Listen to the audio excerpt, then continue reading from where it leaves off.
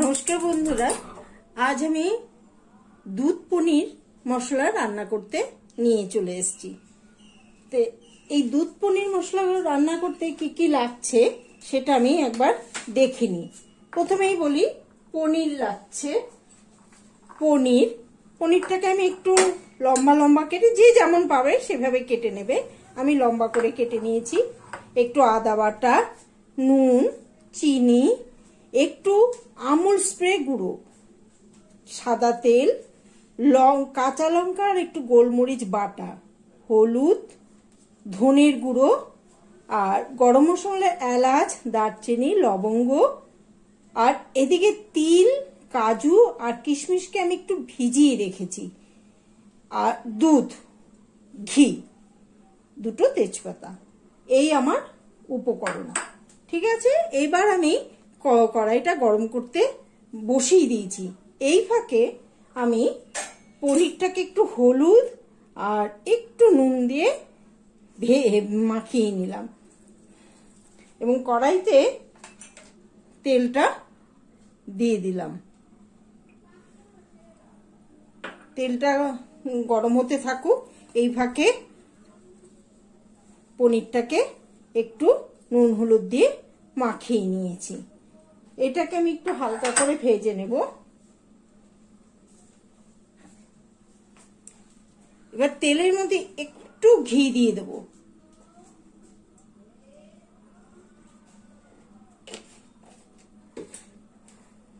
এটা গরম হোক।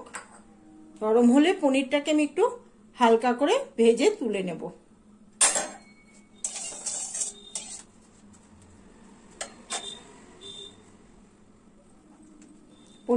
তেলটা গরম হয়ে গেছে, পনিরটা আমি দিয়ে দিলাম। জাস্ট একটু হালকা করে ভেজে তুলে নেব।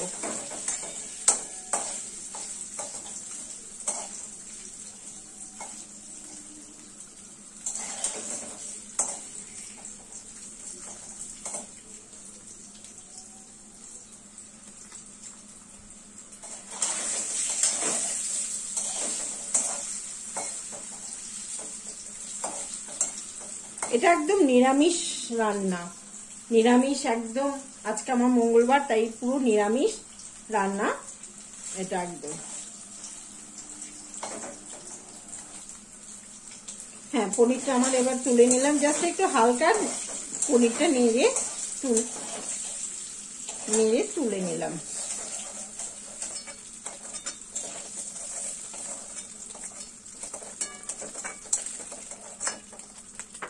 পনিরটা তুলে নিয়েছি। এবার কড়াইতে তেলের মধ্যে একটু দারচিনি, দুটো এলাচ, 3-4টে লবঙ্গ ফোড়ন দিলাম। সঙ্গে দিলাম একটু তেজপাতা, একটু আদা দিয়ে দিলাম।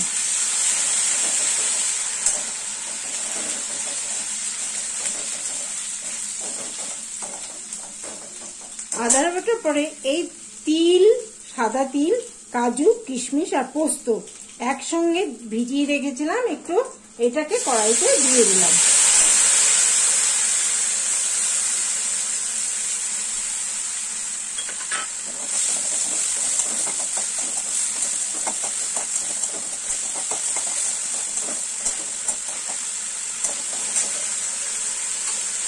এটার মধ্যে একটু নুন দিয়ে দিচ্ছি। এবার এখানে দিয়ে দেবো এই জিরের গুঁড়ো, 1 চামচের মতো জিরের গুঁড়ো।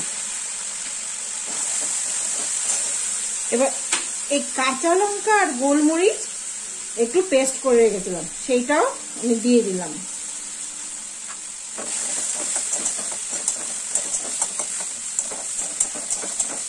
গ্যাসটা আমি অফ করে দিলাম।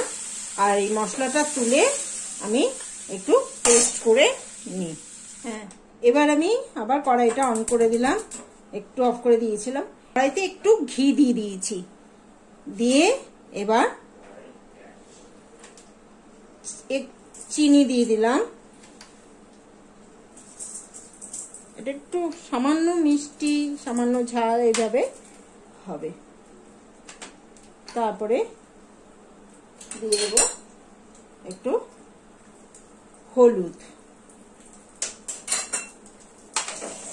এটাকে নেড়ে নিই। এই যে আমি পেস্ট মশলাটা ভেজে পেস্ট করে নিয়ে এসেছি, এটা দিয়ে দেব।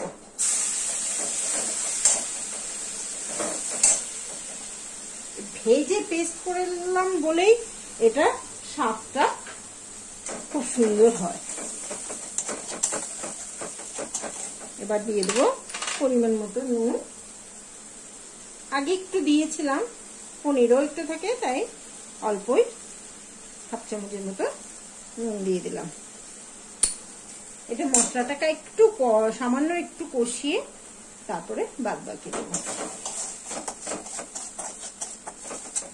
এই দুধ পনির মশলা রান্নাটা খেতে পোলাওর সাথে একটু ঝাল মিষ্টি হয়, তো খেতে পোলাওর সাথে খুব ভালো লাগে, পোলাও বা রুটি দিয়েও ভালো লাগে।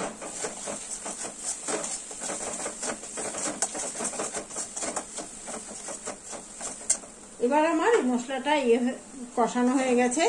এবার দিয়ে দেবো পনিরটা যে ভেজে তুলে রেখেছিলাম সেই পনিরটা দিয়ে দিলাম।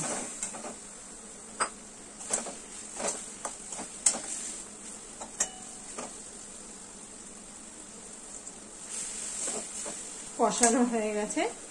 এবার দিয়ে দেবো হাফ কাপ দুধ। যেহেতু এটার নাম হচ্ছে দুধ পনির মশলা, তার জন্য এই দুধটা দিয়ে দিলাম। দেবো আর একটু নাড়বো।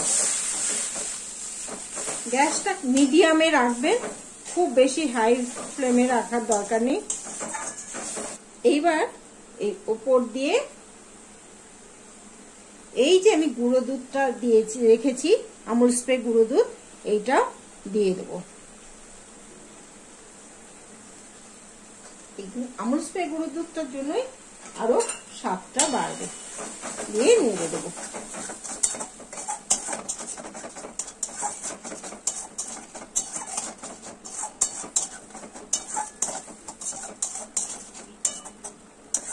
আমার রান্নাটা হয়ে গেছে। ওপর দিয়ে একটু ঘি, সামান্য একটু ঘি ওপর দিয়ে দেবো।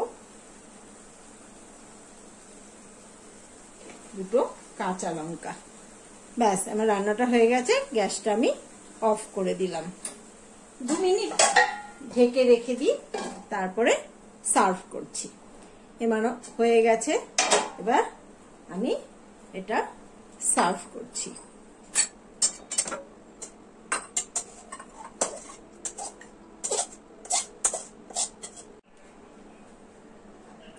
হয়ে গেল দুধ পনির মশলা।